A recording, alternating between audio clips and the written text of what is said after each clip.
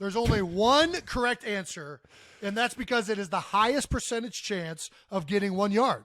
And that's quarterback sneak. Quarterback sneaking it? It blows my mind how many teams do not run a fucking quarterback sneak with 1 goddamn yard. What the fuck are you doing? What if we go double A? It's a 92% chance. There's not a play in the playbook that has a higher percentage chance of working than quarterback sneak. And all of you guys that throw and catch the ball, nobody ever fucking thinks about it. It's the most obvious answer. They can only stop it if they go all out to stop it. If they all submarine, they have 6 fat guys inside trying to stop it, and then you have other shit wide open. It is mind-blowing to me how many people forget about quarterback sneak. So and this what, is NFL so play what if call. they go summer? What if they?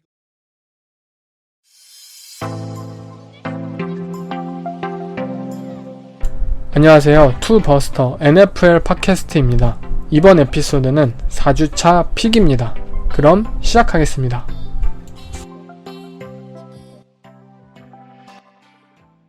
We can make these decisions because we got Tom.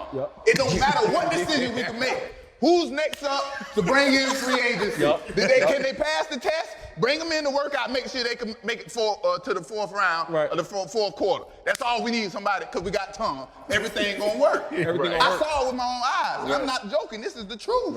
I saw it with my own eyes. And the players know that. Yo, listen. They know that. I don't get Some of them be names. brainwashed. Nah, a lot of them know it. I ain't going for none of that. I don't know what no Patriot way is. A Zunt way. I don't know nothing about none of that. I don't know nothing about none of that. All them is company men talking about Patriot way. I don't know none of that. Zunt way. I'm here to get money, take care of my family. The same way Belichick here to take care of his family, get his money. So when you try to hold my money back and you want all your money, I ain't got no respect. So this legendary story then. 첫 번째 경기는 바로 런던 게임이죠. 미네소타 바이킹스와 뉴올리언 세인츠의 경기입니다. 이 경기는 지금 런던의 토트넘 홈구장에서 펼쳐지는 경기이고 서로의 홈구장이 아닌 중립구장인 만큼 그 승패를 예측하기가 힘들다고 생각이 드는 경기인데요. 일단 미네소타 바이킹스와 뉴올리언 세인츠, 지금 미네소타 바이킹스의 경우에는 2승 1패를 기록하고 있고 저번 주 경기에서도 디트로이트 라이온스를 상대로 경기에 승리함으로써 디비전 그런 라이벌들과 함께 지금 2승 1패 시카고 베어스와 그린베이 패커스도 기록하고 있으면서 좋은 모습을 계속 보여주고 있는데, 한 가지 아쉬운 점은 바로 이 팀의 디펜스이지 않을까 싶어요. 미네소타 바이킹스의 디펜스는 분명 아직도 네임드 있는 선수들이 주축으로 팀을 이끌고 있지만 생각보다 러싱 게임 그리고 패싱 게임 모든 디펜스 상에서 조금 이 기대치보다는 부족한 모습을 보여주고 있고, 에드 도나텔이라는 이 디펜시브 코디네이터가 우리가 알고 있는 램스, 브랜든 스테일리 스타일의 빅 판지오 스타일의 디펜스를 보여주고는 있지만, 그러한 디펜스의 모습이 커뮤니케이션이 완벽히 이루어지거나 또는 선수들의 개개인의 그러한 롤 인지가 확실하게 정립이 되어 있는 모습은 아닙니다. 그렇기 때문에 바이킹스에게 있어서 앞으로 중요한 것은 본인들의 이 디펜스 스킴을 정확히 인지하고, 또 결국에는 이 디펜시브 라인의 프레셔가 얼마나 상대 쿼터백을 압박해낼 수 있는지, 그러한 역할인 것 같아요. 지금의 바이킹스의 D라인만 봤을 때는 아직 상위 라운드에 있는 팀에 있어서 오펜스를 완벽히 압박하고 상대 쿼터백을 압박해내는 모습에 있어서는 굉장히 부족하지 않나 싶고, 이러한 부분을 바이킹스는 빨리 그런 방안을 생각해 봐야 되지 않을까 싶습니다. 뉴올리언 세인츠의 경우에는 제이미스 윈스턴이 다시 한번 턴오버 머신으로 돌아갔죠. 션 페이튼이 없는 올 시즌이고 내년 시즌 계속 이어질 수 있기 때문에 뉴올리언 세인츠의 제이미스 윈스턴은 작년까지 턴오버를 굉장히 줄이는 모습을 보여주면서 올 시즌도 그러한 기대치를 가지게 만들었지만, 지금 3경기 만에 곧바로 5개의 인터셉션을 지금 만들었어요. 4개의 터치다운보다 많은 인터셉션을 지금 기록하고 있고, 그만큼 세인츠는 어쨌든 좋은 디펜스와 그리고 좀 좋은 팀이라는 것을 가지고 있잖아요. 그렇기에 오펜스에서의 턴오버를 줄이고 이들은 뭐 다양한 득점을 강구할 수 있는 방법으로 승리를 지켜내는 것이 이들의 오펜스에 있어서는 가장 중요한 요소이지 않을까 싶습니다. 이 런던 경기는 아무래도 뉴올리언 세인츠의 쿼터백인 제이미스 윈스턴이 부상으로 아웃, 그리고 리시버인 마이클 토마스도 아웃, 그리고 가드인 앤드류 스핏도 아웃, 그리고 세이프티인 마커스 메이도 아웃입니다. 뉴올리언 세인츠의 주전들이 굉장히 많이 아웃이 된 상황이고, 이에 반면에 미네소타 바이킹스는 뭐 주전 선수가 아직 아웃이 확정된 선수는 없어요. 그렇기에 사실 이렇게 런던 게임이나 또는 뭐 프라임타임 경기에서 컬크 커즌스가 이런 페이보릿을 받을 때는 당연히 역배를 거는 게 맞아요. 뉴올리언 세인츠가 지금 플러스 2.5 라인인데 사실 정상적이라면 뉴올리언 세인츠에게 거는 게 맞습니다. 프라임타임 뭐 런던 게임에서의 컬크 커즌스에게는 무조건 역배를 거는 게 맞지만 아무래도 뉴올리언 세인츠의 부상자가 너무나도 많아요. 세인츠는 지금 뭐 테이슨 힐이 쿼터백으로 나와야 되는 상황이지 않을까. 그리고 뭐 마이클 토마스나 앤드류 스핏이 없다면 이들의 오펜스가 뭐 아무리 테이슨 힐을 통한 뭐 다양한 뭐 러싱 게임 그리고 트릭 플레이를 선보여도 어느 정도 그런 무게감이 떨어지지 않나 싶고, 결국에는 저는 미네소타 바이킹스의 마이너스 2.5 커버 승을 선택하겠습니다. 컬크 커즌스가 한번 승리를 해보는 모습을 보여주지 않을까 싶습니다. 다음은 클리브랜드와 애틀랜타 팔콘스와의 대결입니다. 팔콘스 홈에서 열리는 이 경기는 클리브랜드가 마이너스 1.5 라인을 받아서 현재 페이버릿인 상황인데요. 어쩌면 이 브라운스와 팔콘스와의 매치업, 뭐 이번 주 가장 재미없는 매치업이지 않을까라고 생각하시는 분들도 있을 거예요. 아무래도 뭐 두 팀의 뭐 쿼터백인 자코비 브리셋과 마커스 마리오타에게 조금 기대치가 사실 적은 게 사실이고, 이들의 뭐 경기에 있어서 우리가 무언가를 재미난 요소를 기대하기는 사실 부족한 것은 사실이에요. 하지만 이 경기는 그 어느 때보다도 수준 높은 그러한 경기를 보여주지 않을까 싶습니다. 그 이유는 지금 클리브랜드와 애틀랜타의 두 팀의 오펜스 모두 리그 탑 10의 오펜스를 보여주고 있어요. 이게 무슨 말이냐? 아니, 자코비 브리셋과 마커스 마리오타가 탑 10의 오펜스를 이끌고 있다고? 뭔 말도 안 되는 소리냐? 라고 생각을 하실 수도 있겠지만, 지금 EPA, 여러분들 뭐 풋볼 그런 아날리틱스 수치들을 아마 아실 거라 생각을 해요. EPA로 따지면 클리브랜드 브라운스의 오펜스가 전체 6위, 그리고 애틀랜타 팔콘스는 9위, 그리고 DVOA 랭킹으로 따지면 클리브랜드는 전체 3위, 그리고 애틀랜타 팔콘스는 전체 8위의 오펜스에 랭크가 되어 있어요. 두 팀 모두 탑 10 오펜스에 지금 랭크가 되어 있는 상황이에요.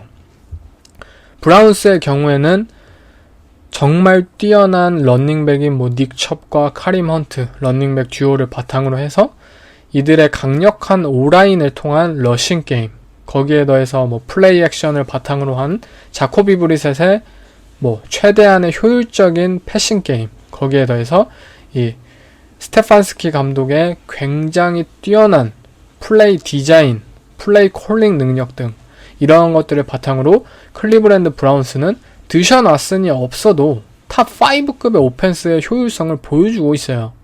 반면에 애틀랜타 팔콘스 또한 마찬가지예요.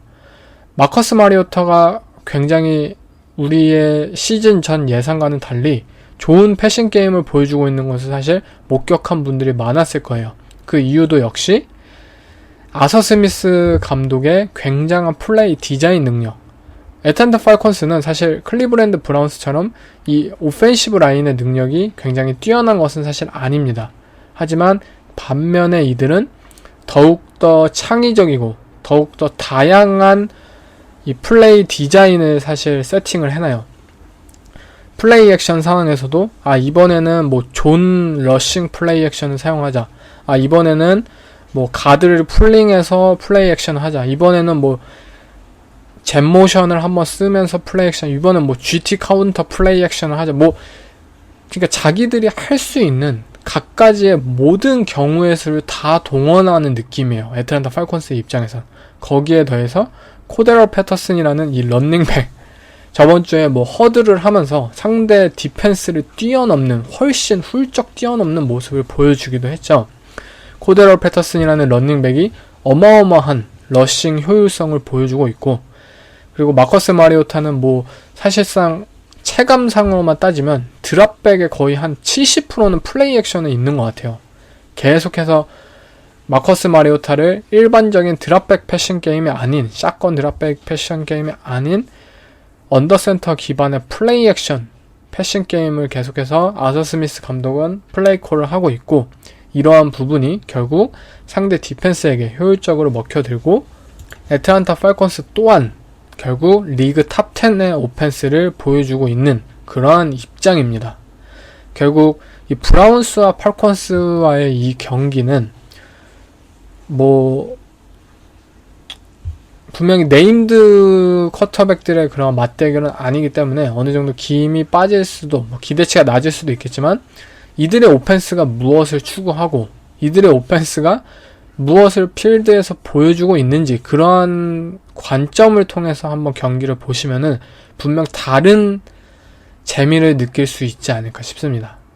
브라운스의 지금 마이너스 1.5 커버는 저는 이 경기는 조금 힘들지 않을까 싶고, 저는 애틀랜타 팔콘스의 플러스 1.5 커버로 선택을 하겠습니다.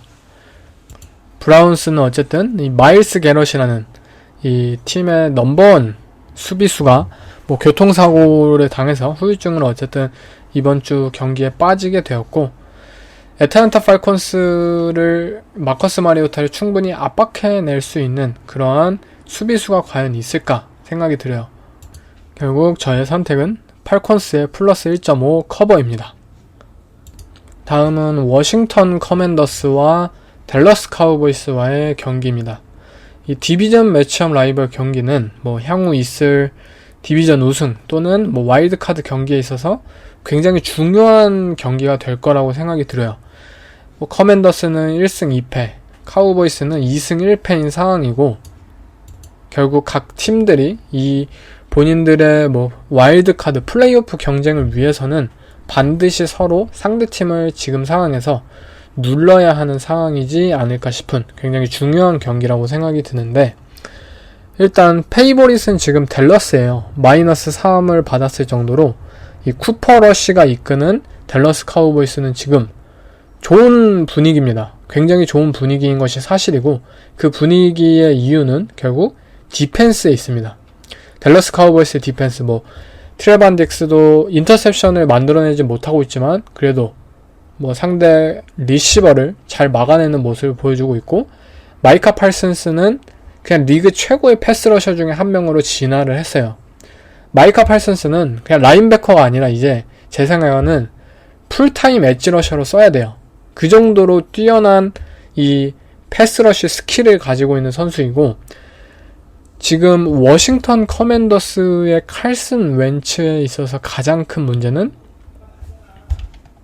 이 프로텍션에 대한 문제잖아요. 프레셔에 대한 대처를 하지 못한다는 점. 저번주 칼슨 웬츠는 전반전 3개의 패스를 성공시켰고 24야드를 전진했는데 6개의 셋과 2개의 펌블을 저질렀어요. 전반전에 패스는 3개를 만들었는데 셋은 6번을 당했어요. 그 펌블은 2번을 저지르고, 그냥 진짜 WTF 그 자체잖아요. 워싱턴 풋볼팀. 그만큼 뭐 이글스의 디펜스가 나중에는 2군을 펼쳤는데 1군이 아닌 2군인 선수들로도 올렸는데, 그냥 워싱턴은 아무런 속수무책으로 뭐 대처도 못하고 그냥 또 뻥뻥 뚫리고, 그러한 굉장히 저조한 오펜스 퍼포먼스를 선보였습니다. 이 문제는 사실 1주차, 2주차에도 계속 이어졌죠. 전반전에 이들은 득점을 하지 못하고 결국 후반전에 뭐 추격전 그런 득점을 펼치는데, 물론 1주차에는 이것을 뒤집는 데 성공을 했습니다. 역전을 성공했지만 2주차, 3주차에서는 그 간격을 결국 좁히지 못하였고 그대로 패배를 경험했습니다. 이처럼 워싱턴에게 있어서 가장 큰 문제는 1쿼터와 2쿼터에 득점을 하지 못한다는 뜻이에요. 1쿼터와 2쿼터에 득점을 하지 못한다. 이 말은 1쿼터와 2쿼터 본인들이 준비한 오펜스를 보여주지 못한다는 점입니다.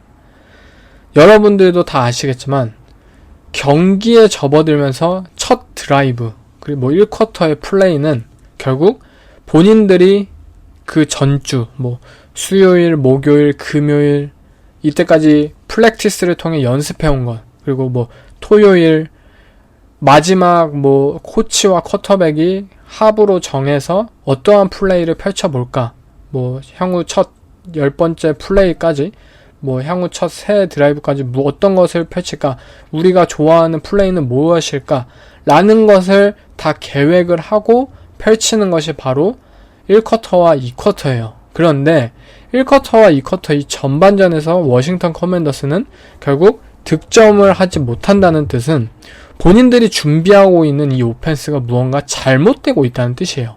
본인들이 과신을 했을 수도 있고 또는 본인들에게 맞지 않는 오펜스를 준비하고 있다는 뜻일 수도 있고요.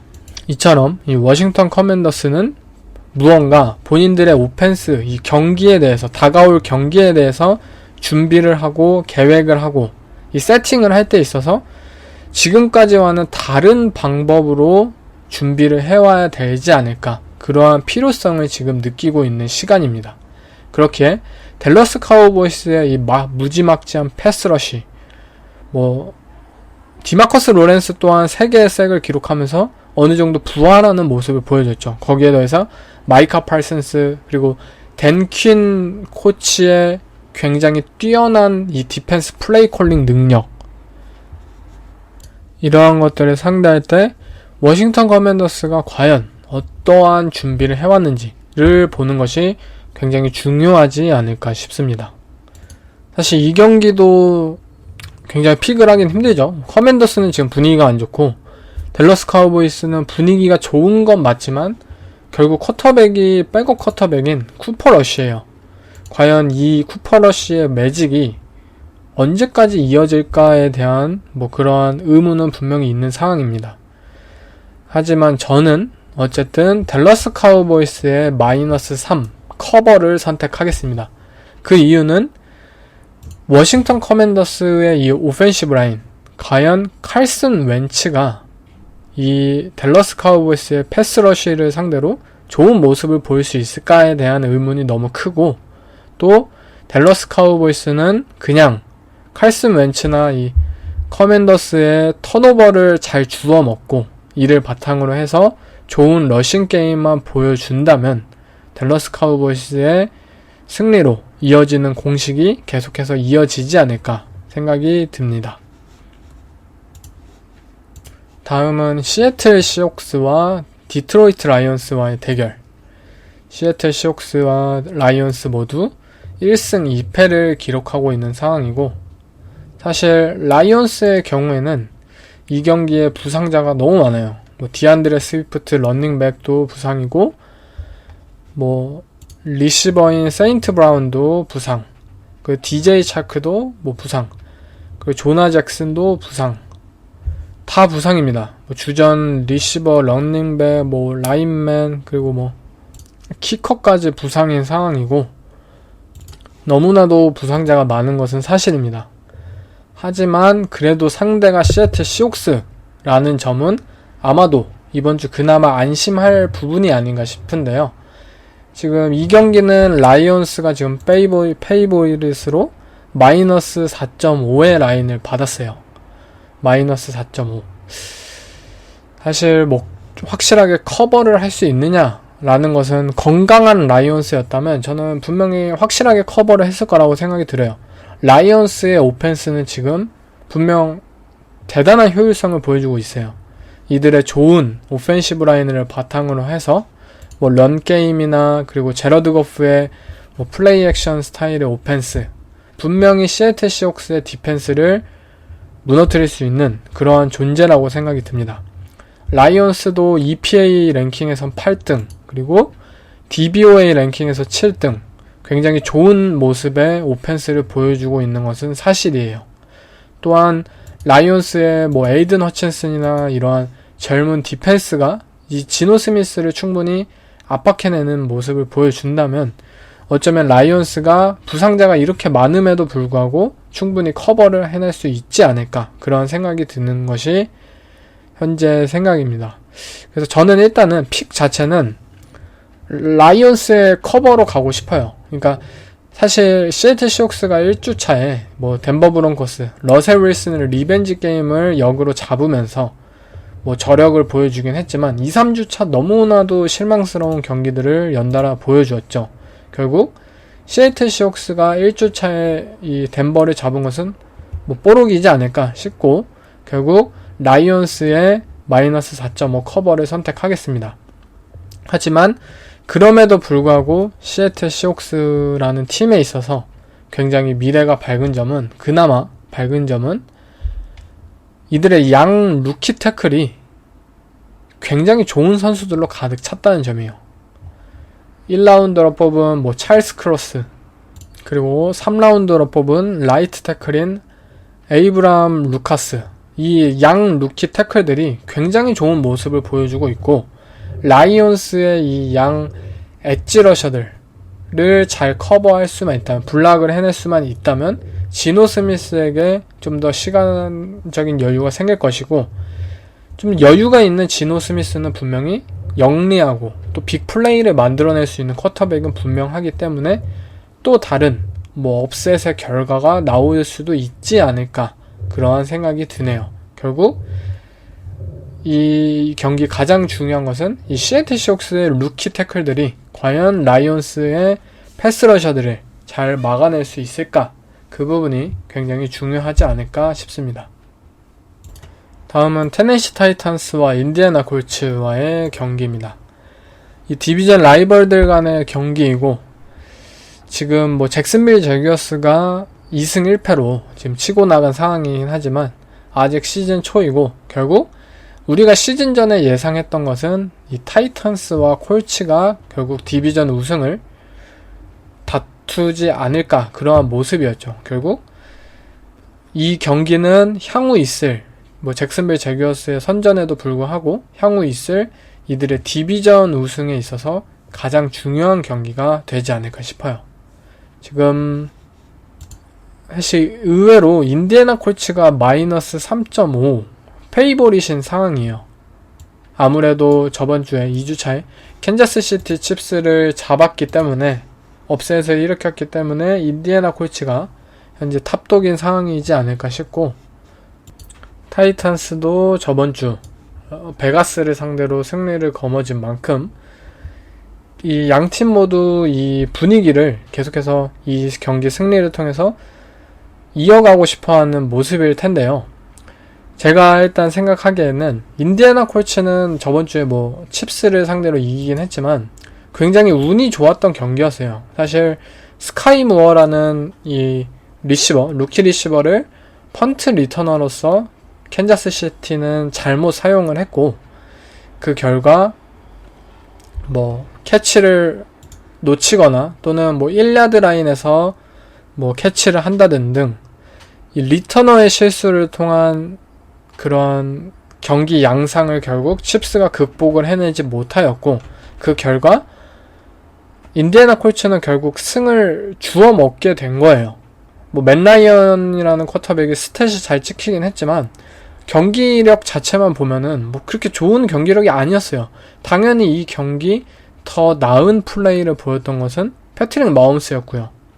또한 인디애나 콜츠는 올 시즌 계속해서 오펜시브 라인에 대한 문제가 불거져 나오고 있습니다. 이들의 오펜시브 라인에 대한 투자, 리그 최상위권이고, 이들의 오펜시브 라인은 물론 상위권의 퍼포먼스를 매년 보여주었지만 이번 연도 갑자기 그 그룹에 대한 문제가 지금 터지고 있어요. 그 가장 큰 문제는 역시 커뮤니케이션 문제죠. 뭐 일반적인 블리츠나 아니면 뻔한 스턴트 플레이 등 상황에서 각각의 오펜시브 라인맨들이 소통이 안 되고 본인이 누구를 마크해야 되고 뭐 너는 누구를 뭐 동료는 누구를 마크해야 되고 이러한 것을 잘 인지하지 못하는 상황이어서 결국 프리 러셔를 계속해서 맷 라이언에게 보내는 그러한 모습을 연속해서 보여주고 있어요. 이 문제는 결국 개인에 대한 문제가 아니에요. 이 문제는 결국 그 그룹에 대한 문제예요. 오펜시브 라인 선수들이 개개인의 뭐 탤런트가 떨어진다라는 문제가 아닌 결국 커뮤니케이션에 대한 문제, 호흡에 대한 문제이기 때문에 사실 굉장히 아리송하죠. 이들의 오펜시브 라인맨들이 뭐 바뀐 것도 아니고 이들의 오펜시브 라인 코치가 바뀐 것도 아니고 오펜시브 콜러가 바뀐 것도 아니고 사실 다 그대로인데 무언가 올 시즌만 지금 문제가 나오고 있어요.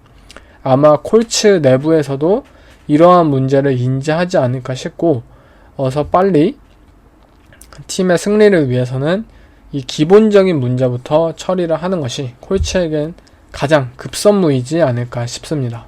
그리고 저는 이러한 문제를 가진 팀을 상대로 굉장히 위협적인 감독은 바로 마이크 브레이블 감독이라고 생각을 해요. 이 브레이블 감독은 분명 이 디펜스 플레이어 출신으로서 그리고 본인도 패스러셔 역할을 보여주었고 이 인디애나 콜츠 오펜시브 라인의 커뮤니케이션 문제를 집요하게 파고들 수 있는 그러한 경기 플랜을 짜오지 않을까 싶어요. 그렇게 맷 라이언을 뭐 압박을 해내고 결국 뭐 턴오버를 유발해서 테네시 타이탄스 다운 그런 경기력을 보여주지 않을까 싶습니다. 타이탄스 또한 이들의 러싱 게임의 효율성이 떨어지고 또 넘버원 리시버라는 존재, AJ 브라운이라는 존재가 현재 분명히 없기 때문에 이 리시빙 탤런트에 대한 무게감이 떨어지고 그만큼 라이언 테너힐의 퍼포먼스 또한 저조해지고 결국 팀 전체적인 탤런트가 지금 작년 뭐 재작년보다 다운되어 있는 상황이에요. 그렇기에 테네시 타이탄스가 승리하기 위해서는 좀 더 팀 차원적인 그러한 컴플리먼트 풋볼을 선보여야 하지 않을까 싶고 이 경기를 통해서 타이탄스가 한번 그런 모습을 다시 보여주지 않을까 싶습니다. 저는 이 경기 테네시 타이탄스의 플러스 3.5 커버를 선택을 하겠습니다. 다음은 시카고 베어스와 뉴욕 자이언츠와의 경기입니다. 이 경기는 사실 2승 1패 팀들 간의 경기이긴 하지만 2승 1패가 맞나 싶을 정도의 경기력을 보여주지 않을까 싶고요. 저스틴 필즈는 지금 3경기 동안 단 297야드를 기록을 했어요.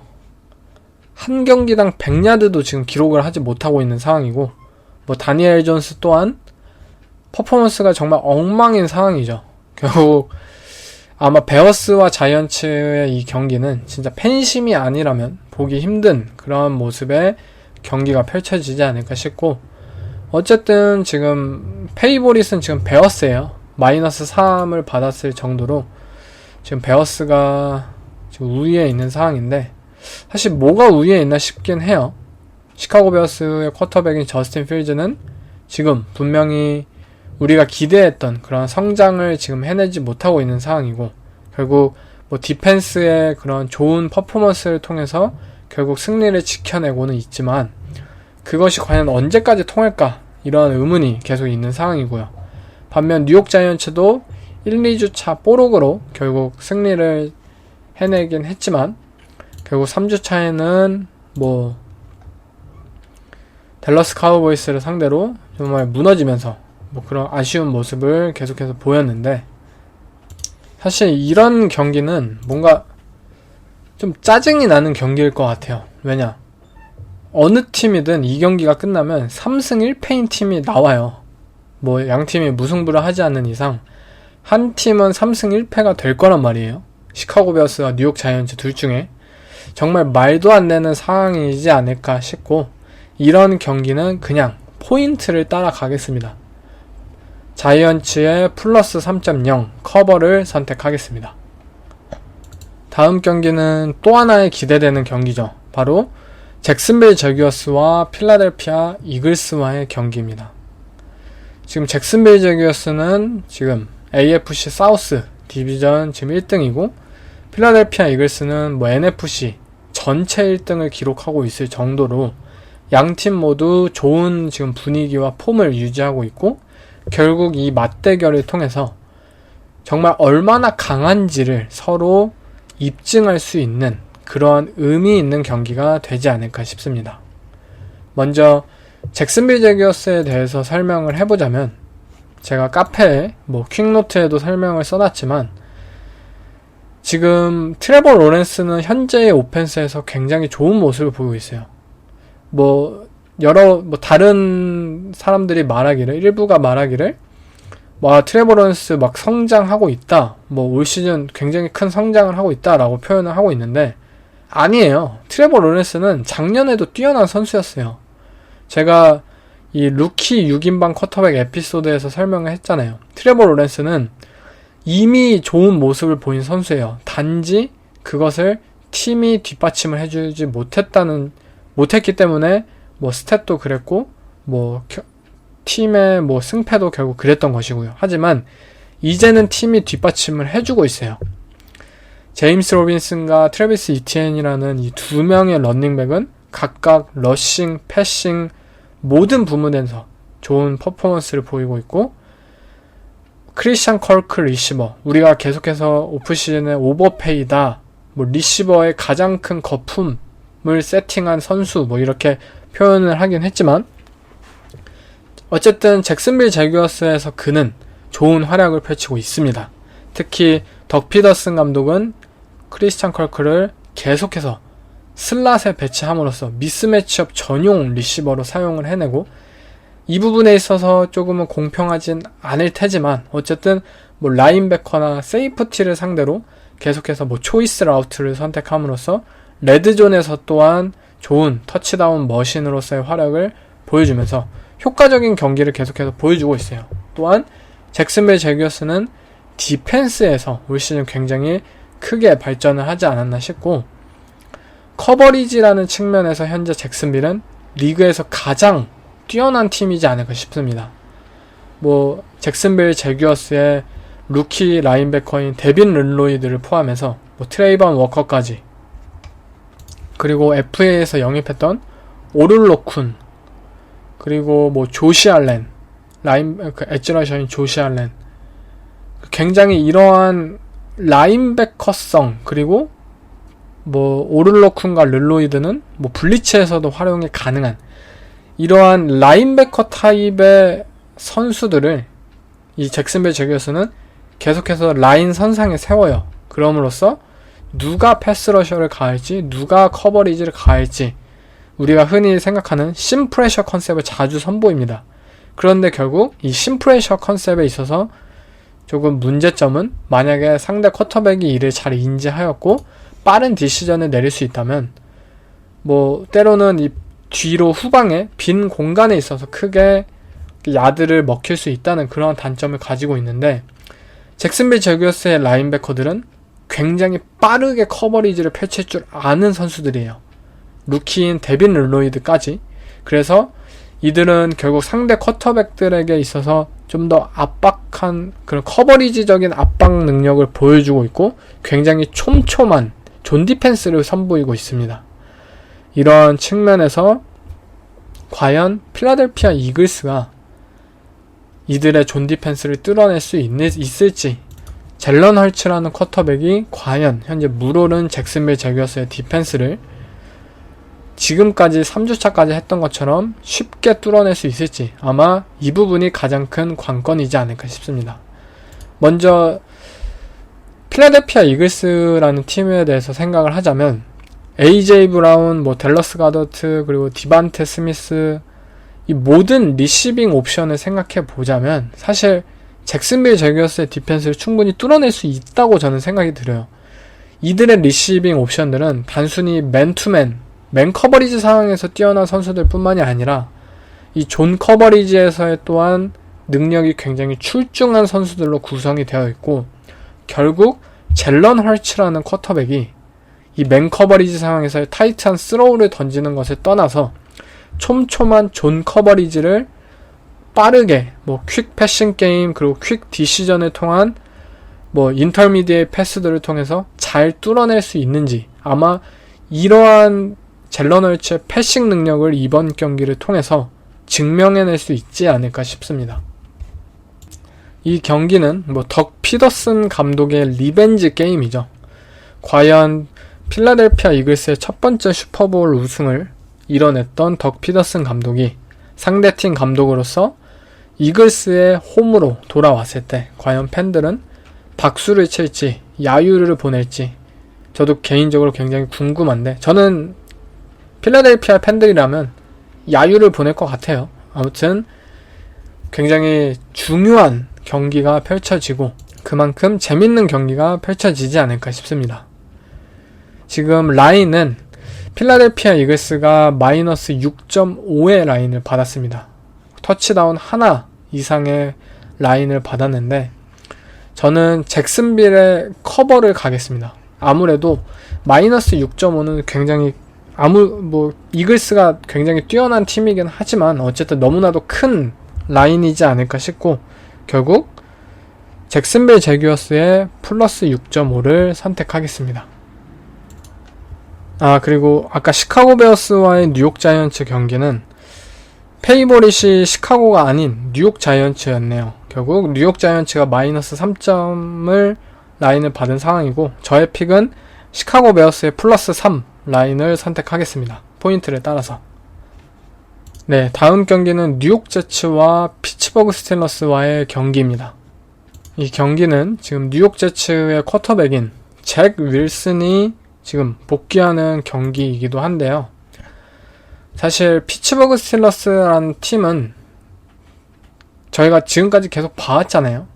이들의 오펜스, 트루비스키를 통해서 이들의 오펜스는 기대할 것이 없고 또 TJ 왓이 부상으로 아웃이 된 상황에서 디펜스적으로도 뭔가를 기대하기도 힘들고 결국에는 이 마이크 텀린 감독의 지도력이나 그리고 피츠버그 스틸러스라는 팀 자체의 그러한 힘을 통해서 결국 경기를 이겨야 하는 그러한 상황인데 사실 상대로는 뉴욕 제츠가 제격이겠죠. 뉴욕 제츠 또한 잭일슨이라는 쿼터백이 부상에서 돌아오는 첫 경기이고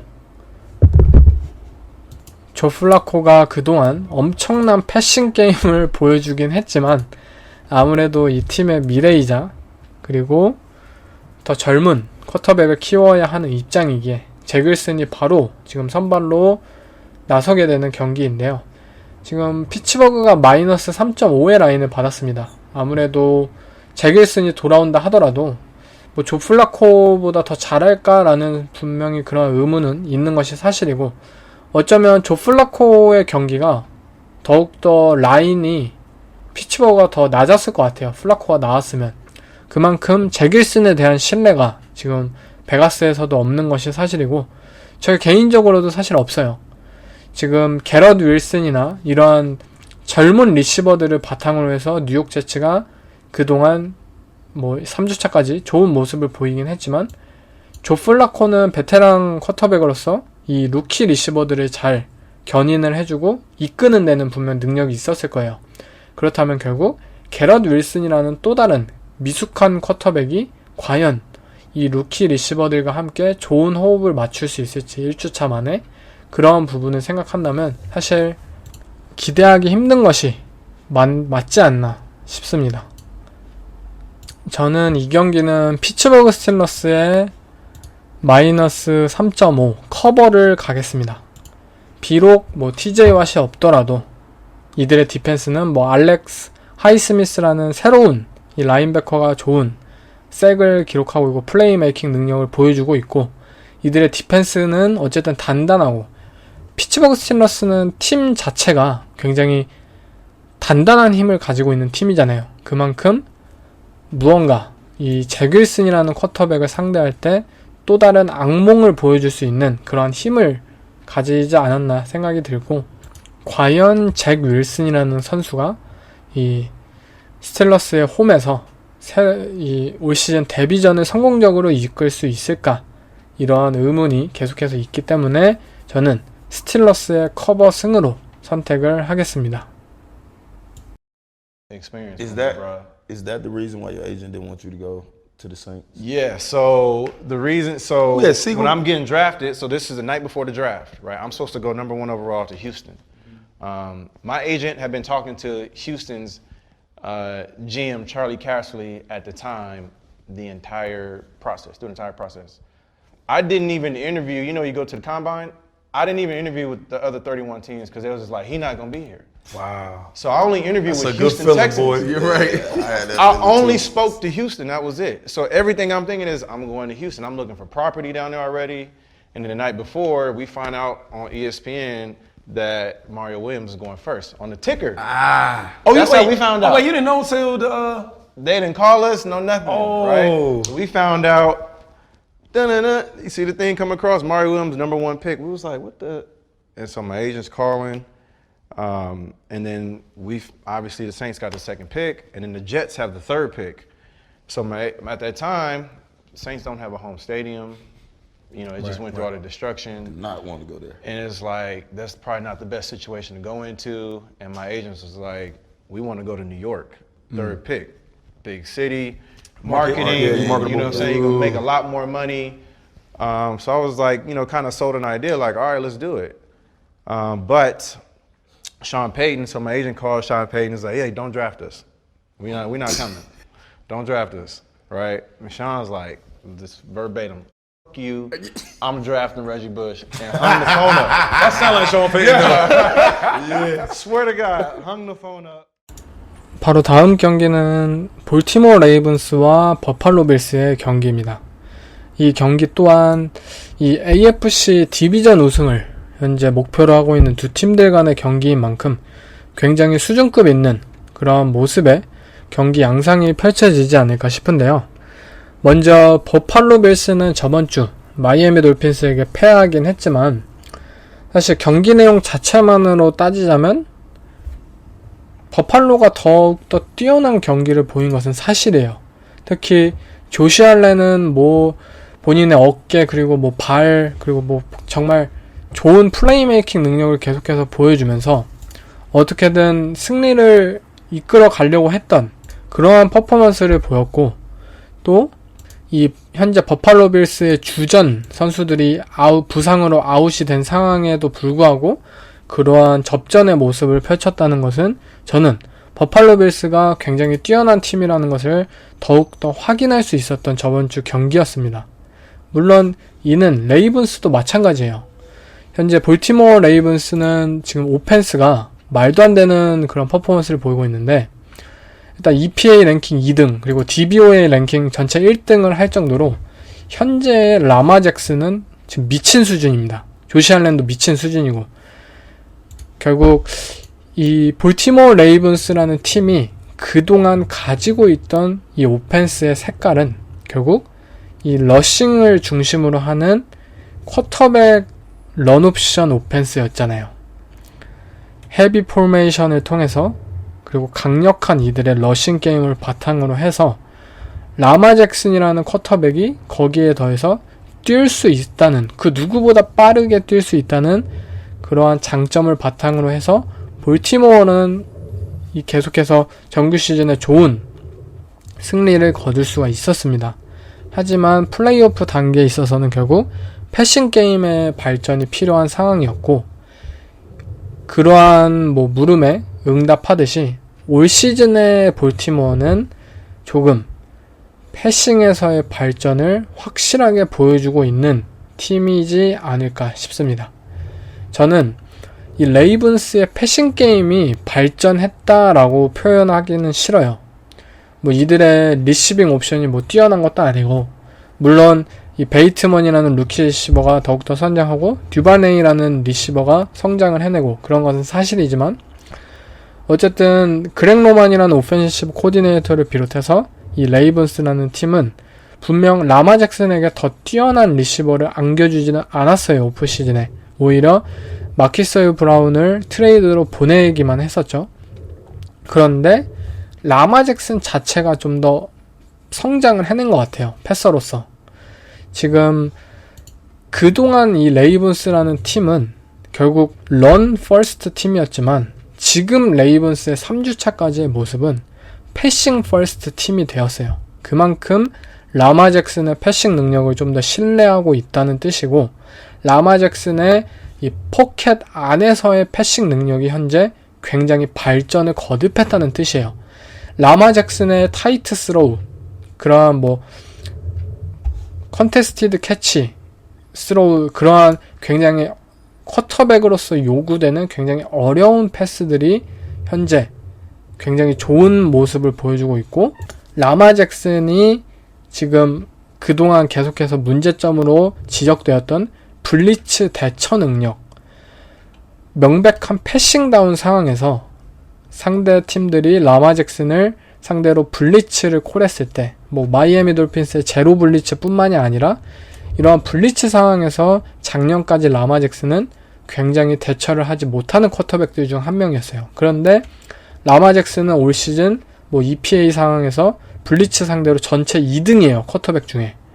그만큼 라마 잭슨이라는 선수 자체가 스스로 패싱 능력에 있어서의 성장을 거듭했다는 것을 지금까지 3주차의 모습만 따지면 분명히 알 수 있는 그러한 상황이고, 이러한 모습이 지속될 수만 있다면 우리는 그동안 알고 있던 볼티모어 레이븐스의 모습이 아닌 새로운 모습을 새롭게 올 시즌 볼 수 있지 않을까, 그러한 기회를 가지게 되지 않을까 생각이 드네요. 먼저 이 경기는 현재 버팔로가 당연히 페이보릿인 상황입니다. 버팔로가 마이너스 3 라인을 받은 상황이고, 사실 빌스는 뭐 스테판 딕스나 조시 알렌 그리고 가브리엘 데이비스 등 굉장히 뛰어난 이런 패싱 능력, 그리고 이들의 런닝백들의 새로운 러싱 능력을 바탕으로 해서 좋은 득점을 할 것은 분명합니다. 하지만 결국 이 경기에 있어서 관점은 레이븐스가 새롭게 추가한 제이슨 피에르 폴을 바탕으로 한 이들의 패스러셔들이 과연 현재 망가진 빌스의 오펜시브 라인들을 압박해낼 수 있을지, 그리고 과연 라마 잭슨이 현재 주축들이 많이 빠진 빌스의 이 뭐 매치업 존 커버리지를, 디펜스를 무너뜨릴 수 있는지, 그것이 관점인 것 같아요. 먼저 이 버팔로 빌스에 있어서 가장 큰 현재까지의 불안한 문제점은 바로 오라인이에요. 물론 이들의 오라인이 지난 몇 년 동안 계속해서 뭐 빅타임, 뭐 빅스타 플레이어가 있는 것은 아니었어요. 대신 좀 중저가 위주의 선수들을 보유하면서 오히려 뎁스를 강화하고 거기서 아낀 돈으로 뭐 다른 데에 투자를 하고, 왜냐면 조시 알렌은 조금 프레셔가 다가와도 스스로 그것을 무력화할 수 있는 능력을 가진 쿼터백이기 때문에, 그러한 점에서 빌스는 좀 리그의 다른 팀들과는 다른 방향으로 오펜시브 라인에 투자를 했습니다.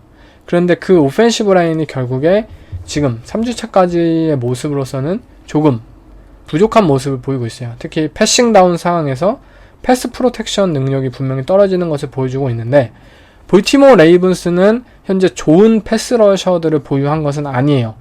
이들은 포맨 러쉬만으로는 부족한 것을 알았기 때문에 이 베테랑 프리 에이전트였던 JPP를 새롭게 영입을 하였고, 볼티모어 레이븐스가 과연 버팔로 빌스를 상대로 포맨 러쉬를 해낼 수 있을지, 서로의 약점과 약점들을 이번 경기를 통해서 어느 정도 증명해낼 수 있는 그러한 모양새입니다. 또 버팔로의 디펜스 입장에서도 마이카 하이드가 시즌 아웃이 된 상황이고, 뭐 조던 포이어도 저번 주 경기에 불참했을 정도로 부상에 시달리고 있고, 또 뭐 트레데비어스 화이트는 계속해서 부상에 시달리고 있고, 이처럼 이들의 강점이었던 이 백세븐 플레이어들이 지금 계속해서 부상에 시달리고 있어요. 결국 이 버팔로 빌스라는 팀이 자랑하였던 이 세컨더리 간의 커뮤니케이션, 호흡, 그러한 능력을 바탕으로 한 이들의 매치업 존 커버리지 디펜스, 이것들이 과연 올 시즌 작년처럼 정상급의 폼을 유지할 수 있을지, 그것이 라마 잭슨을 상대로 조금 검증될 수 있지 않을까 싶습니다. 먼저 저는 지금 이 경기의 승패는 결국 버팔로의 마이너스 3 커버를 선택하고 싶습니다. 버팔로의 승리를 선택하고 싶은데, 가장 큰 이유는 일단 볼티모어의 패스 러셔들이 과연 이 버팔로의 약점을 파고들 수 있을까, 그러한 부분에서 아직까지 뭐 JPP 영입에도 불구하고 의문이 있는 것이 사실이고, 저번주 버팔로 빌스가 비록 패배를 했음에도 불구하고 이들은 정말 뛰어난 모습을 보여줬어요. 조시 알렌은 정말 지금 미친 시즌을 보여주고 있고, 물론 라마 잭슨도 마찬가지이긴 하지만 어쨌든 이 클러치 상황에서 비교하자면 결국 조시 알렌이 더욱더 뛰어난 클러치 능력을 보여주지 않을까 싶고, 결국 버팔로 -3을 커버승을 선택하겠습니다. 다음은 이제 LA 차저스와 휴스턴 텍산스와의 경기인데요. 차저스는 키넌 알렌이 뭐 부상으로 지금 아웃이 된 상황이고, 저번주의 모습만 생각하자면 뭐 저스틴 허버트를 비롯해서 차저스의 이 선수들이 아직 뭐 제대로 부상에서 돌아와서 좀 뭐 온전히 회복되지 않은 그러한 모습임이 분명했고, 결국 큰 패배를 하는데 그쳤어요. 잭슨빌 제거스를 상대로. 하지만 저는 이 경기는 만약 저스틴 허버트의 상태만 괜찮다면 그래도 휴스턴 텍산스를 상대로 -5 정도는 쉽게 커버를 해내지 않을까 싶습니다. 저는 차저스의 -5 커버 승을 선택하겠습니다. 다음은 애리조나 카디널스와 캐롤라이나 팬더스와의 경기인데요. 지금 이 경기는 카디널스가 아니라 팬터스가 지금 -1 페이보릿인 상황이에요. 사실 굉장히 의외의 모습인데, 지금까지의 캐롤라이나 팬터스의 모습만 생각하자면 사실 이해하기는 힘든 상황이죠. 그 이유는 뭐 테디 브리지워러, 그리고 샘 다놀드, PJ 워커, 캠 뉴튼, 베이커 메이필드까지 지금 3년 동안 5명의 쿼터백이 지나갔지만, 이 맨룰 감독 체제 하에서 아무리 바뀐 이 캐롤라이나 쿼터백들이 아무리 바뀌어도 이들의 오펜스는 결국 똑같아요. 똑같이 그냥 똥이에요, 똥.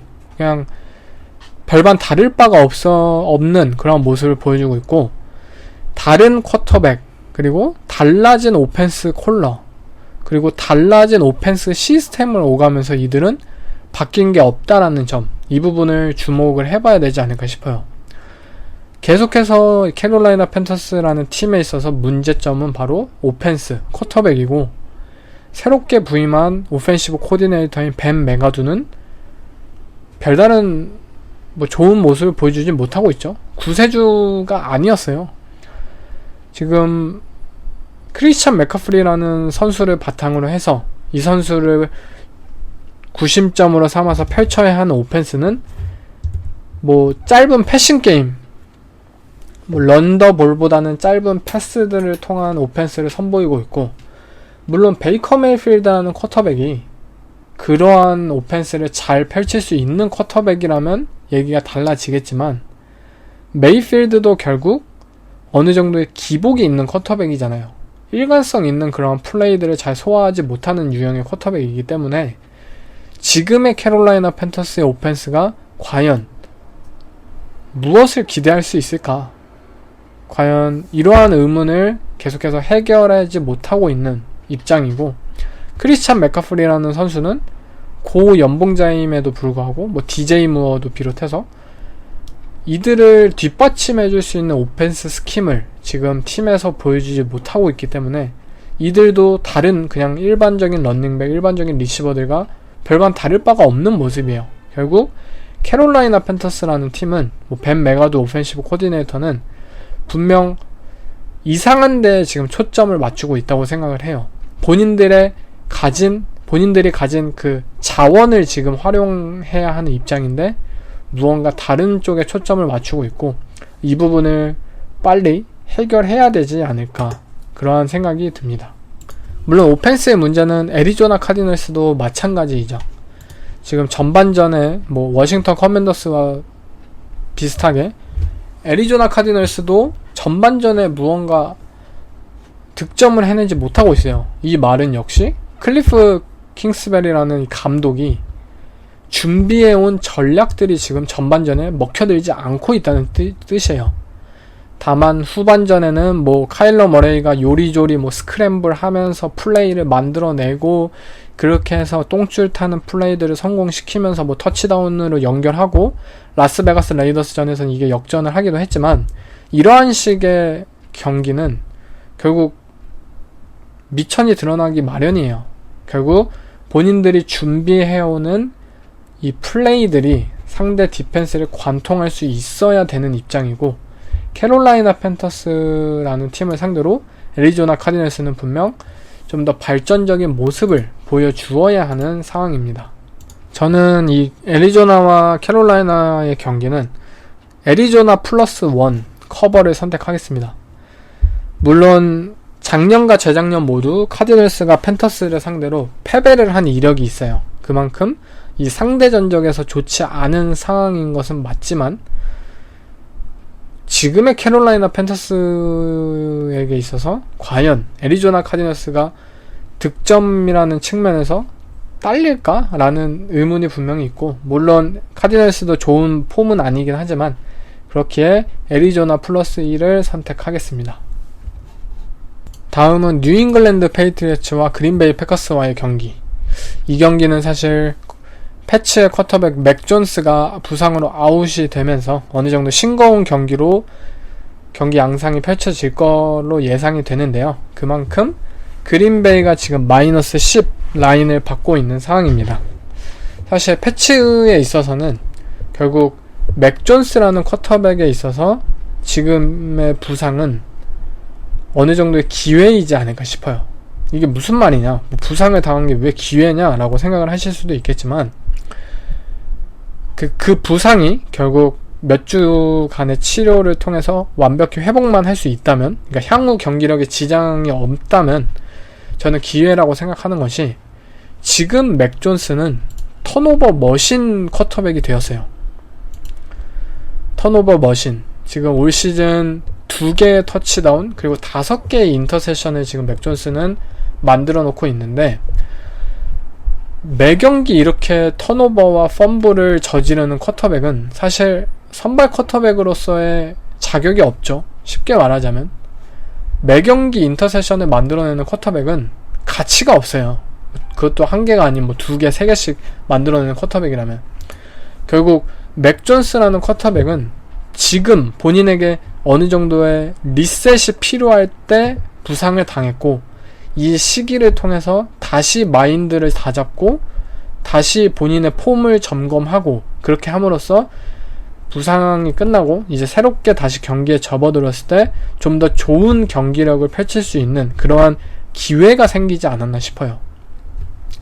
그동안 이 뉴잉글랜드 페이트리어츠라는 팀에 있어서 이 승리 공식은 이 오펜스와 디펜스 간의 턴오버 마진의 승리, 상대보다 더 적은 턴오버를 우리가 기록을 하고 상대에게 있어서는 더 많은 턴오버를 유발하고, 그것을 바탕으로 한 턴오버 배틀에서의 우위, 그리고 그것을 바탕으로 한 타임 오브 포지션 싸움에서의 우위, 그것을 바탕으로 한 게임 컨트롤링 능력, 그것을 바탕으로 한 런더볼을 통한 오펜스, 결국 톰 브래디라는 쿼터백이 지난 20년간 요구되었던 능력은 이러한 뉴잉글랜드 페이트리어츠라는 팀 전체적인 시스템에서 결국 중요할 때 클러치 상황에서 나와서 결국 경기를 확정지을 수 있는 승리할 수 있는 플레이를 보여주는 것, 그것이 바로 이 뉴잉글랜드 페이트리어츠라는 팀에 있어서 쿼터백에게 있어서 요구되는 덕목이었어요. 그런데 맥 존스라는 쿼터백은 쿼터백 본인이 직접 턴오버를 저지르고 있잖아요. 이것은 이 팀의 기조에 절대적으로 반하는 그러한 지금 모습이기 때문에 뉴잉글랜드 페이트리어츠는 오히려 맥 존스의 현재 부상을 좀 더 기회를 삼아서 다시 한번 본인들을 점검하는 그러한 시기로 삼으면 오히려 장기적으로는 더 좋은 모습을 보일 수 있지 않을까 싶습니다. 결국 물론 이 경기는 어쨌든 맥 존스가 아웃이고 브라이언 호이어가 나오는데, 사실 브라이언 호이어에게 기대할 수 있는 건 별로 없죠. 그것도 상대가 바로 그린베이 패커스라면 말이죠. 결국 저는 그린베이 패커스의 마이너스 10 커버를 선택하겠습니다. 다음은 덴버 브론코스와 라스베가스 레이더스와의 경기입니다. 이 디비전 라이벌 경기인데, 지금 라스베가스 레이더스는 3연패예요. 3연패. 지금 뭐 디반테 아담스도 영입을 하고 조시 맥다니엘 감독이 부임하면서 굉장히 큰 기대를 모았던 팀이었는데 지금 3연패에 빠졌습니다. 3연패에 빠졌고 이 감독과 구단주가 경기 후에 긴급 미팅을 가졌다라는 뉴스까지 들려왔어요. 아마 알 데이비스라는 구단주가 살아있었다면 뭐 맨날 미팅을 했겠죠. 아무튼 이 미팅은 사실 근데 나쁜 것은 아니에요. 본인들의 그런 팀적인 부분을 다시 한번 점검을 하고 마인드를 다시 다잡을 수 있는 그러한 기회를 가지는 시간이라고 저는 생각이 들고, 아마 이러한 미팅을 통해서 조시 맥다니엘 감독이 더욱더 좀 더 좋은 리더십을 그리고 좋은 지도를 해낼 수 있지 않을까 생각이 듭니다. 일단 이 라스베가스 레이더스라는 팀이 과연 3연패라는 성적만큼 나쁜 팀이냐 이런 것을 물었을 때 저는 아니라고 생각해요. 이들은 분명히 뭐 오펜시브 라인이 약할 거다 시즌 전에 예상을 했었고 실제로 약해요. 근데 뭐 이들의 리시버진은 뛰어날 것이다. 실제 뛰어나요. 뭐 맥 홀리스라는 리시버는 새롭게 나타났는데 굉장히 좋은 모습을 보여주기도 하고 있고요. 아무튼 이 레이더스는 지금 뭐 맥없이 패배하는 것은 아니라 계속해서 원 포지션 차이로 경기를 지고 있어요. 아슬아슬하게 승리를 놓치고 있다는 뜻이죠. 그만큼 이 레이더스라는 팀은 분명히 이 팀이 가지고 있는 힘은 있지만 그것을 승리하는 것까지로 아직 확정짓기에는 무언가 부족한 모습이고, 이러한 모습은 일정 하나의 트리거를 통해서 저는 폭발적으로 좀 더 발전할 수 있는 그런 잠재력을 가졌다고 생각이 들어요. 그렇기에 그 트리거가 이번 미팅이었으면 좋지 않을까, 뭐 레이더스 팬들은 생각을 했을 거라고 들지만 아무튼 4연패로 빠질 만한 팀은 아니라고 생각이 듭니다. 이 엑시큐션에 좀 더 집중을 하고 좀 더 좋은 디펜스, 좀 더 좋은 오펜스, 집중력에 있어서 레이더스가 좀 더 귀 기울일 때가 아닌가 싶어요. 덴버 브론커스도 뭐 마찬가지죠. 뭐 결과적으로 2승 1패를 기록하고는 있지만 경기력만 보면은 사실 3연패를 해도 사실 무방한 팀이에요. 러셀 윌슨이 이끄는 오펜스는 진짜 눈 뜨고 보기 힘들 정도의 오펜스를 보여주고 있고, 지금 가장 큰 문제가 무엇이냐, 우리가 알고 있는 러셀 윌슨 뛰어난 딥볼 패싱 능력을 바탕으로 해서 뭐 스크램블링을 통해서 오프 스크립트 플레이 메이킹 능력, 그러한 것들을 바탕으로 해서 가치가 있는 쿼터백이잖아요. 그런데 현재 덴버 브론커스에서의 러셀 윌슨의 모습은 스크램블을 잘 하지 않아요. 이 플레이 메이킹 능력이 사라졌어요.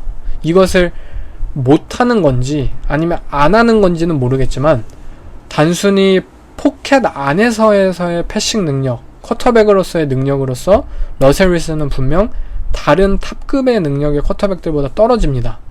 거기에 더해서 이 선수는 아직까지도 데뷔 후 지금까지 계속 약점으로 지목되었던 이 미들 오브 더 필드를 공략하는 점에 있어서 올 시즌도 실패를 하였고, 거기에 더해서 딥볼 패싱 능력 또한 올 시즌 떨어져요. 뭐 코럴랜드 서튼이라는 리시버가 있기는 하지만 DK 메칼프가 없고 타일러 러켓이 없기 때문에 러셀 윌슨의 딥볼을 받아줄 리시버가 생각보다 없는 상황입니다. 이처럼 덴버 브론커스에서의 지금 오펜스의 모습은 러셀 윌슨의 단점은 부각되고 강점은 사라진, 정말 뭐 양쪽으로 그냥 처맞고 있는 그런 모습이죠. 물론 나다니엘 해켓 감독이 무언가를 하지 않고 있는 건 아니에요.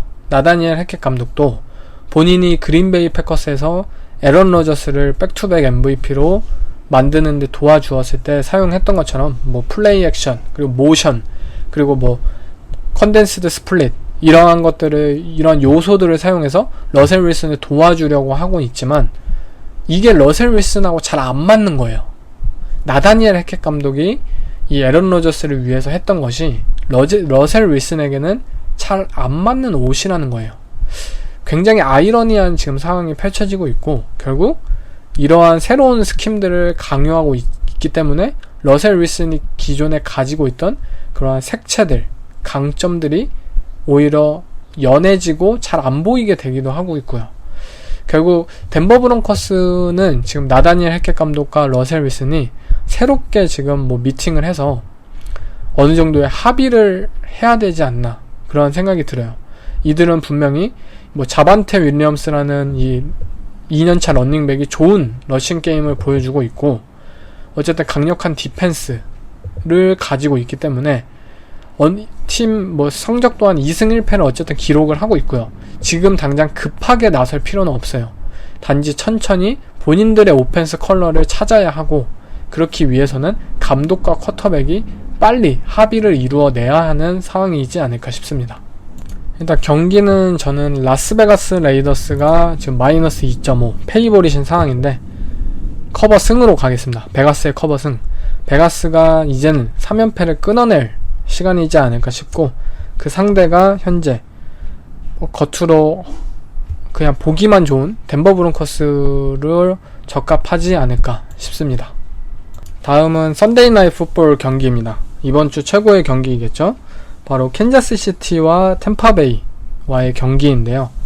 이 경기는 지금 뭐 허리케인 이안이 불긴 했지만 아무튼 템파베이 홈에서 열리게 되었고 템파베이 홈에서 열린 이 두 팀 간의 경기는 2년 전에 있었던 슈퍼볼 경기였어요. 그 경기에선 템파베이가 칩스를 꺾고 슈퍼볼 우승에 차지했었고요. 결국 캔자스 시티 칩스는 그 서력을 풀기 위해서 그리고 템파베이는 다시 한번 그 성취감을 이루기 위해서 굉장히 엄청난 재밌는 경기가 펼쳐지지 않을까 생각이 드는데요. 먼저 캔자스 시티 칩스가 마이너스 2 라인을 받았을 정도로 지금 페이보릿인 상황이에요. 사실 슈퍼볼 때도 사실 그러긴 했죠. 페이보릿이긴 했는데 지금 칩스와 벅스 과연 저번 슈퍼볼 때처럼 두 팀이 그러한 경기 플랜을 준비해올까 그리고 경기 양상이 그렇게 흘러갈까 아마 이러한 관점이 굉장히 중요하지 않을까 싶은데 일단 벅스가 토드 볼스 감독이 그 슈퍼볼 당시 꺼내든 전략은 단순했잖아요. 투 하이 커버리지를 유지한 채 포맨 러쉬를 통해 패트릭 마홈스를 압박해낸다. 그리고 투 하이 커버리지를 통해서 타이릭 힐과 트래비스 켈시를 각각 억제한다. 이 전략은 정확히 먹혀들었고 패트릭 마홈스와 이 캔자스 시티 칩스의 오펜시브 라인은 템파베이 벅스의 이 포맨 러쉬를 전혀 대응하지 못하였고 결국 쉬운 벅스의 승리로 연결이 되었습니다. 이러한 전략이 이번 경기에서도 펼쳐질 것이냐? 저는 그렇다고 생각해요. 벅스는 이번 경기에서도 투 하이 커버리지와 포맨 러쉬를 펼칠 것이에요. 그런데 지금과 그 당시가 다른 점은 분명 캔자스 시티 칩스의 오라인이 2년 전과는 다르게 굉장히 발전했다는 점이겠죠.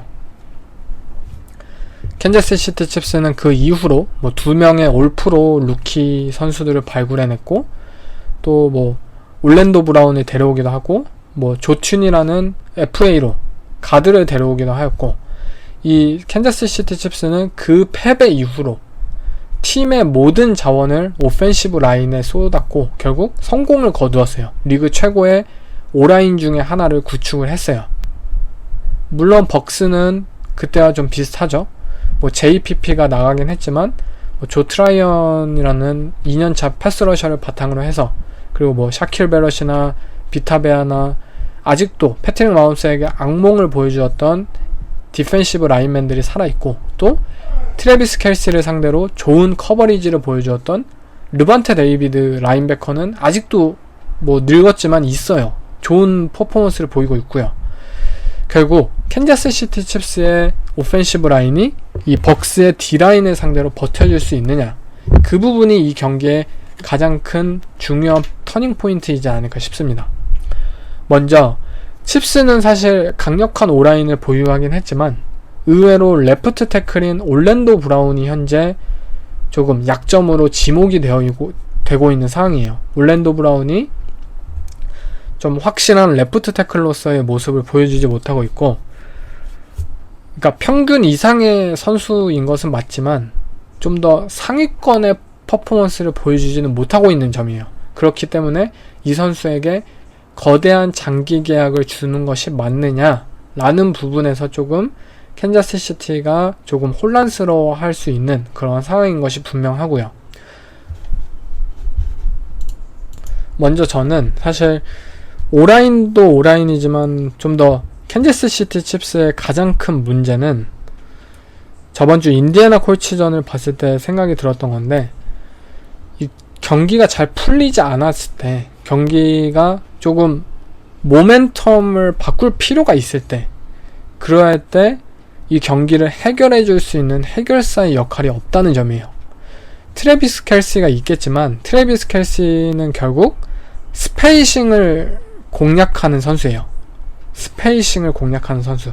이 선수가 중점적으로 뭐 한 명의 뭐 맨투맨 커버리지를 따돌리고 뭐 50-50 볼을 온전히 따내고 이러한 역할을 하는 선수는 아니고, 좀 더 스킴적인 그런 디자인을 통해서 남는 빈 공간을 이 선수가 따내고 캐치를 좀 더 많은 야드로 획득할 수 있는 그러한 능력을 가진 선수잖아요. 그렇기에 이 해결사의 능력을 그동안 해주었던 타이릭 힐의 빈자리가 저번 주에 굉장히 극명하게 드러나지 않았나 싶고, 결국 이 벅스의 디펜스도 현재 리그 최고의 디펜스를 보여주고 있는 만큼, 물론 오펜시브 라인이 잘 지켜주기만 한다면 패트릭 마홈스와 이 앤디 리드는 분명 좋은 오펜스 퍼포먼스를 보여주긴 할 테지만, 답답한 모습이 연출했을 때 과연 이거를 타개할 수 있는 선수가 있을까?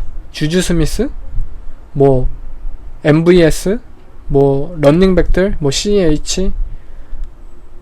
굉장히 사실 확실한 정답을, 그러니까 확실한 그런 신뢰를 줄 수 있는 리시버가 없기 때문에 아마 이 부분에 있어서 칩스가 고전을 하지 않을까 싶습니다. 또한 이 경기 결국 앤디 리드 감독이 굉장히 중요한 게, 만약 벅스가 슈퍼볼 전과 똑같이 투아이 커버리지를 펼친다면 칩스는 그냥 인내심을 가지고 계속해서 러싱을 선택을 해야 돼요. 지금 칩스의 러싱 오펜스가 나쁜 편이 아니에요.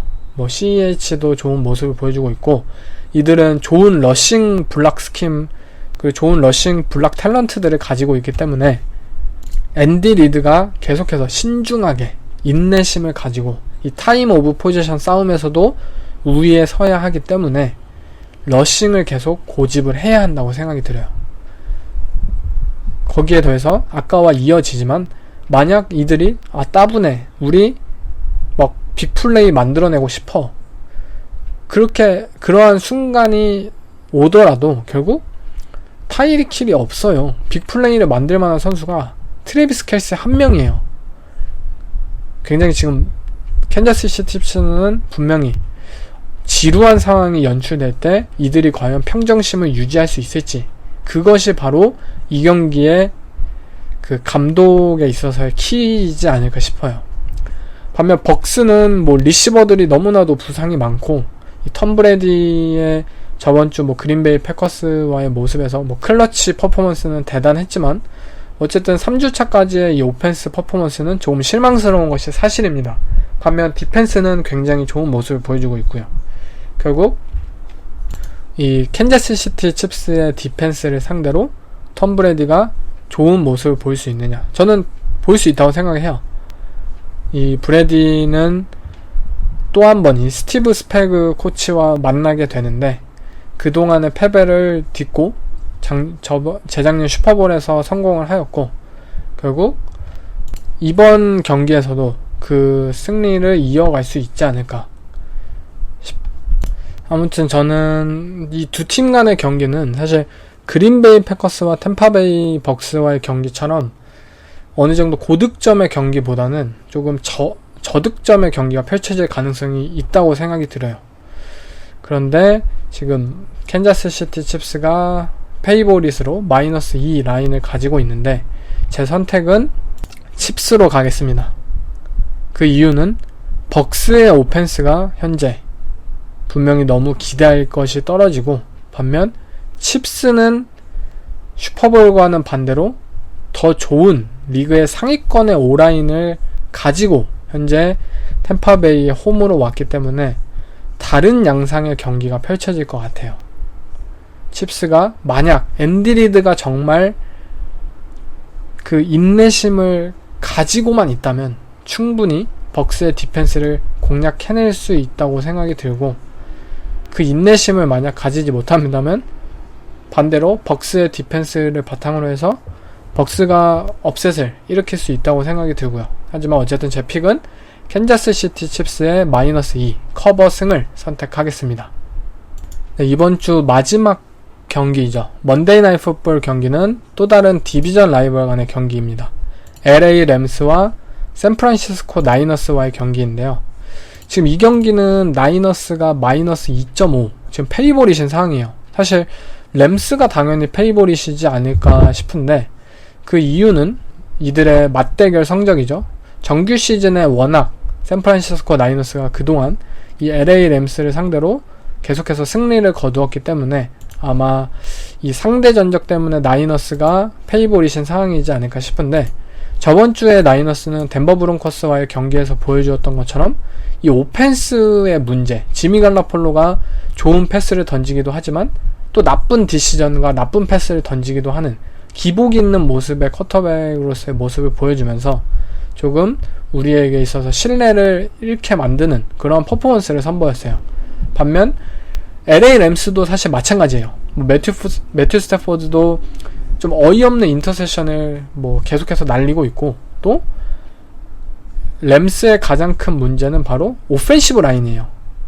이 앤드류 위트월스라는 레프트 태클이 은퇴를 선언하였고, 결국 이 선수들의 빈자리, 공백들을 지금 램스가 채우는 데 있어서 온전히 채우지 못하는 모습이고, 이들의 이 오펜시브 라인의 프로텍션 문제 때문에 작년 보여주었던 이 매튜 스태포드의 샷건 드랍백 오펜스, 그런 패싱 능력을 잘 완벽하게 보여주지 못하고 있고, 이렇게 프레셔가 다가오고 프로텍션이 흔들리는 상황 속에서 매튜 스태포드는 더욱더 부족한 디시전 메이킹, 이것이 결국 인터셉션으로 연결되는 악순환을 지금 가지고 있어요. 결국 램스에게 있어서는 이 나이너스의 디펜시브 라인맨들, 무지막지한 닉 보스타, 그리고 암스테드, 이러한 선수들을 과연 램스의 오펜시브 라인이 온전히 막아낼 수 있을까?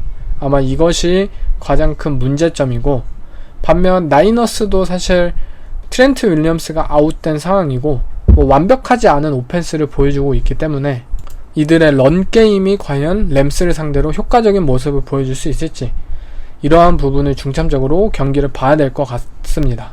일단 경기 자체는 저는 뭔가 이 -2.5의 라인을 나이너스가 받은 게 사실 정말 현재 상황으로서는 말도 안 되는데, 그만큼 램스가 더욱더 뛰어난 팀이죠, 현재로서는. 그런데 그동안의 상대 전적을 생각하자면 뭔가 나이너스의 승리가 끌립니다.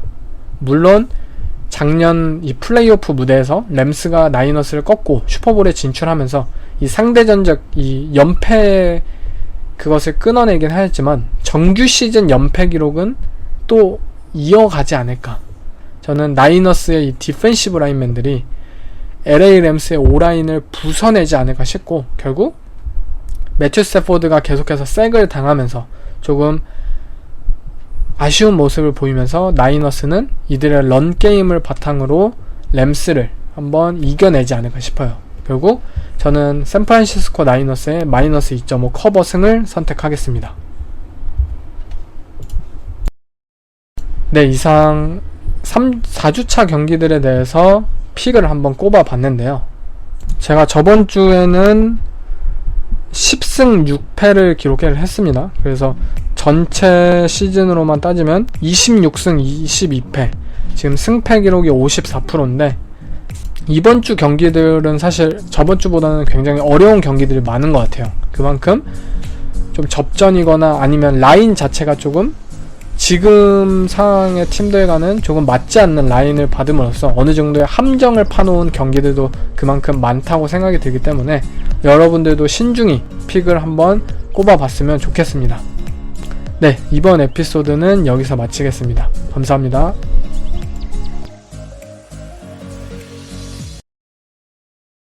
We're all going to have have bad things that happen. But our ability to overcome those negatives is going to go a long way in helping us be successful. How do you have a conversation with them in managing that pressure? Pressure is kind of self-inflicted, and it's self-inflicted because you're focused on results. We want to focus on winning a championship. Or do you want to focus on what do I have to do each day to be able to be a champion so we'll have a chance to win a championship? When something goes bad on the field, it's not just a couple of people. I mean, they have hundreds or thousands of people in their DMs telling them pretty hateful things. What effect does that have? You have to go back to being technical. Okay, why did this happen and what can I do to fix it? Rather than being so focused on the criticism or what everybody else thinks, because you control your thoughts, you control your feelings. Is it tough to get these big, tough, super successful football players to talk about touchy-feely stuff?